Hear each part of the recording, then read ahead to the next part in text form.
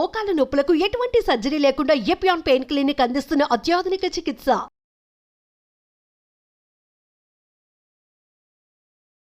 Hello viewers, welcome to Suman TV. ప్రస్తుతం మనతో పాటు ఉన్నారు డాక్టర్ రాజేష్ గారు. నమస్తే సార్. నమస్తే మా. సార్, నరాల బలహీనత అనగానే నాకు గుర్తొచ్చేది ఏంటంటే ఊరికే హ్యాండ్ షేక్ అయిపోతాయి, కాల్ షేక్ అవటము, అంటే అసలు పట్టుత్వమే లేనట్టు అని చెప్పేసి మాట్లాడుకుంటూ ఉంటారు. సో నేను మా ఇంట్లో చూసినంత వరకు ఏంటంటే కింద కాలు పెట్టిన జువ్వుమని లాగటము, అంటే నేను ఎక్కువసేపు నడవలేకపోతున్నాను, నేను కూర్చోలేకపోతున్నాను, లేకపోతే ఎక్కువసేపు నిల్చొని వంట కూడా చేయలేకపోతున్నాను, ఇలాంటి కంప్లైంట్స్ అన్ని వింటూ ఉంటాను. నిజంగానే నరాలు అనేది ఎంత మేరకు డ్యామేజ్ అవుతే మనం ఇంత కంప్లైంట్స్ చేస్తాం? ఇవన్నీ నరాల బలహీనతకి అసలు రిలేటెడ్ అంటారా? సో మీరు అడిగిన టాపిక్ నరాల బలహీనత గురించి మాట్లాడుతున్నప్పుడు వీటికి అసోసియేటెడ్ కండిషన్స్ గురించి మనం కొద్దిగా తెలుసుకోవాలి. సో నేను ఎప్పుడు చెప్తున్న విధంగానే మన దేశంలో డయాబెటిక్ పాపులేషన్ ఎక్కువ.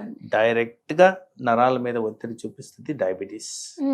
అలాగే ఈ మధ్య కాలంలో వైటమిన్ B12 డెఫిషియన్సీ.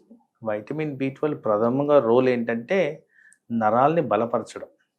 అది ఎప్పుడైతే లోపిస్తుందో నరాల బలహీనతకి దారితీసే విధంగా మనం చూసుకోవాల్సిన అవసరం ఉంటుంది.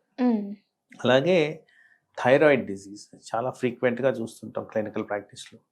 వీటిల్లో కూడా నరాల బలహీనత వచ్చేదానికి ఆస్కారం ఉంది. థైరాయిడ్కి B12 డెఫిషియన్సీకి కనెక్షన్ ఉంది కాబట్టి దీనివల్ల కూడా మనకి నరాల మీద ఎఫెక్ట్ అనేది జరిగేదానికి ఆస్కారం ఉంది.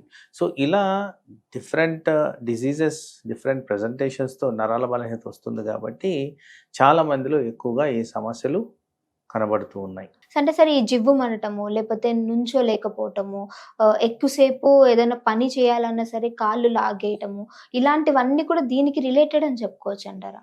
అంటే వీటిల్లో వన్ ఆఫ్ ద ప్రెజెంటేషన్స్. ఇది కూడా అలాంటి ప్రాబ్లమ్స్ కి దారి తీస్తుంది కాబట్టి దీన్ని కూడా మనం గమనించుకోవాల్సిన అవసరం ఉంది. మీరు అన్నట్టు వీటికి డైరెక్ట్ గా రిలేటెడ్ అంటే ఇప్పుడు వైటమిన్ D డెఫిషియన్సీ ఉంది, దాంట్లో కూడా ఇలాంటి సమస్యలు వచ్చేదానికి ఆస్కారం ఉంది. సో మనం ఏదైతే నరాల గురించి మాట్లాడుతున్నామో ఈ సమస్యలు వీటికి కనెక్షన్ వచ్చేదానికి ఉందండి. మరి ఈ షేక్ అవటము అంటే ఏజ్ తో నేను విన్నంత వరకు ఏంటంటే సార్, కొంచెం ఏజ్ పైబడిన వాళ్ళలో ఈ నర్వ్ వీక్నెస్ అనేది జరగడం కామన్. కానీ ఇప్పుడు కొంచెం ఎర్లీ ఏజ్ లోనే ఈ ప్రాబ్లమ్స్ అన్ని రావటము, సో ఇవన్నీ దేనికి అంటే సిమ్టమ్స్ గా చెప్పుకోవచ్చు అంటారు? సో మీరు ఏదైతే షేకింగ్ గురించి మాట్లాడారో మీకు చిన్న ఉదాహరణకు చెప్పడానికి, ఆస్తమా అనే వ్యాధి ఉంది, అలర్జిక్ బ్రాంకైటిస్ అంటాం. వాటిల్లో వాడే మందులు ఏవైతే బ్రాంకో డైలైటర్స్ వాడతామో వాటి వల్ల చేతులు షేక్ అవుతాయి. ఓకేనా? ఎవరికైతే మానసిక ఒత్తిళ్లు, యాంగ్జైటీ న్యూరోసిస్ అంటాం, వాళ్ళలో కూడా చేతులు వణకడం అనేది ప్రెజెంటేషన్. ఆల్కహాల్ ఇంటేక్, ఎవరైతే ఆల్కహాల్ని అధికంగా కన్జ్యూమ్ చేస్తారో వాళ్ళల్లో కూడా చేతులు వణకడం అనేది కనిపిస్తుంది. అలాగే బ్రెయిన్ డిజార్డర్స్, పార్కిన్సన్ డిజీజ్, ఇది కూడా ఈ మధ్య కాలంలో బాగానే వింటుంటారు, వాళ్ళల్లో కూడా చేతులు వణకడం అనేది జరుగుద్ది. సో ఇలా చెప్పుకుంటూ పోతే చేతులు వణకడానికి కండిషన్స్ అనేవి చాలా కారణాలు ఉన్నాయి. సో ఏజ్ బట్టి, వాళ్ళకున్న ప్రాబ్లమ్స్ బట్టి, అసోసియేటెడ్ కాంప్లికేషన్స్ బట్టి ఈ ఏ కారణంగా వచ్చింది. వీటిల్లో మళ్ళీ ఒకటి చెప్పడం మర్చిపోయింది ఏంటంటే, ఫ్యామిలీలో రన్నే చేతులు వణకడం సమస్య అనేది ఉంటుంది. సో బినైన్ ఎసెన్షియల్ ట్రెమర్ అంటాం. సో అది కూడా మనం తరచుగా చూస్తుంటాం. సో మెడిసిన్స్, వాళ్ళ అలవాట్లు, డిజీజ్ కండిషన్స్, విటమిన్ డెఫిషియన్సీలు, సో చెప్పుకుంటూ పోతే పెద్ద లిస్టే ఉంది దీనికి. సో బట్ ఈ సమస్య అనేది చాలా ఫ్రీక్వెంట్ గా గమనించడం అనేది జరుగుతుంది. Okay. So vitamin B12 deficiency అని మాట్లాడుకున్నాం మనం, ఈ ఏవైతే నరాల బలహీనతకు సంబంధించి. సో ప్రతి ఒక్కరు వచ్చి డాక్టర్ని కన్సల్ట్ అవ్వలేని సిచ్యువేషన్స్ కూడా ఉండొచ్చు. సో ఒకవేళ వాళ్ళకి ఇలాంటి డౌట్ వచ్చినప్పుడు, ఓకే నాకు ఉందేమో అని అనుకున్నప్పుడు ఈ B12 కి సంబంధించి ఎటువంటి ఆహారాన్ని తీసుకోవాలి, సో అంటే ఎలాంటి రిలేటెడ్ ఫుడ్ అనేది వస్తుంది, సో అది ఎక్స్ప్లెయిన్ చేయండి సార్. సో ఇన్ జనరల్ ఏంటంటే ఫుడ్ అడల్ట్రేషన్ అనేది ఎక్కువ ఉంది కాబట్టి 100% ఈ ఫుడ్ సబ్స్టిట్యూషన్ అనేది రికమెండ్ చేయట్లేదు నేను. బట్ హౌఎవర్ మీరు అడిగారు కాబట్టి ఎక్కువ శాతము సీ బెడ్లో దొరికే ఫుడ్ ఐటమ్స్ అన్నిట్లో like fish and shrimps, muscles, ఇట్లాంటి వాటిలన్నింటిలో కూడా మనకి వైటమిన్ B12 అధికంగా దొరుకుద్దని గమనించారు. ఓకే. అలాగే ఫోర్టిఫైడ్ సీరియల్స్, యోగట్స్, ఎగ్, వీటిలో కూడా వైటమిన్ B12 దొరుకుతుంది. ఈ బెర్రీస్ ఏవైతే ఉంటాయో, స్ట్రాబెర్రీ, మల్బెర్రీ, రాస్బెర్రీ, ఇలాంటి వాటిల్లో కూడా వైటమిన్ B12 ఎక్కువగా ఉంటుందని కూడా గమనించారు. బట్ ఇవన్నీ కాకుండా ఫస్ట్ అసెస్మెంట్ అనేది మీరు అన్నట్టు చేసుకోవడం, లెవెల్ ఆఫ్ డెఫిషియన్సీ గమనించుకోవడం, దాని కరెక్టివ్ మెజర్స్ డాక్టర్ ద్వారా తీసుకున్న వల్ల ఎక్కువగా బెనిఫిషియల్ ఎఫెక్ట్స్ ఉన్నాయని మేము క్లినికల్గా గమనించాం. ఎందుకంటే ఈ ఫుడ్స్ ద్వారా ఏదైతే రావాలో అంత శాతం మన రిక్వైర్మెంట్ రావట్లేదు.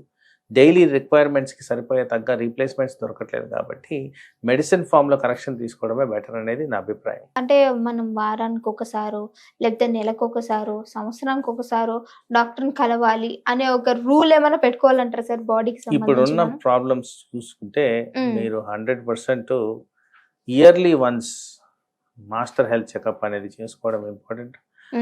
20 years అండ్ అబవ్ ఉన్న వాళ్ళు ఇది కన్సిడర్ చేయాల్సిన అవసరం ఉంటుంది. ఎవరికైతే ఫ్యామిలీ రిలేటెడ్ కండిషన్స్ ఉంటాయో వాళ్ళు ఇంకా యంగర్ ఏజ్లోనే స్టార్ట్ చేసుకోవాల్సిన అవసరం ఉంటుంది.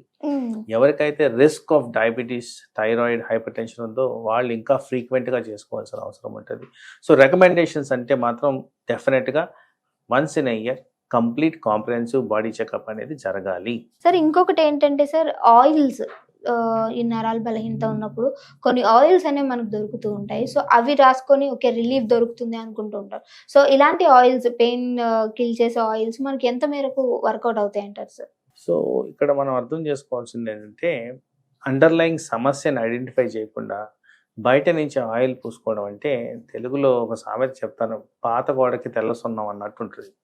సో ఆ గోడకి స్ట్రెంత్ ఎప్పటికీ రాదు. సో ఎక్కడైతే మనకు ప్రాబ్లం ఉందో దాన్ని డిటెక్ట్ చేయడం అనేది ఇంపార్టెంట్. నేను ఇదివరకు చెప్పిన కండిషన్స్లో ఇది పార్కిన్సన్ డిజీజా, లేదు స్ట్రోకా, లేదు ఆల్కహాల్కి సంబంధించిందా, డ్రగ్కి సంబంధించిందా, ఎక్కడి నుంచి ఆరిజినేట్ అవుతుందో తెలియకుండా దీని కరెక్టివ్ మెజర్స్గా బెస్ట్ బయట నుంచి ఆయిల్ పోయడం అనేది నా ఉద్దేశంలో కరెక్ట్ కాదు. ఓకే, ఖచ్చితంగా డాక్టర్ కన్సల్టేషన్ ఉండాలి అంటారు సార్. ఓకే సార్, చాలా చక్కటి ఇన్ఫర్మేషన్ అందించారు ఈరోజు సార్. Thank you. నమస్తే.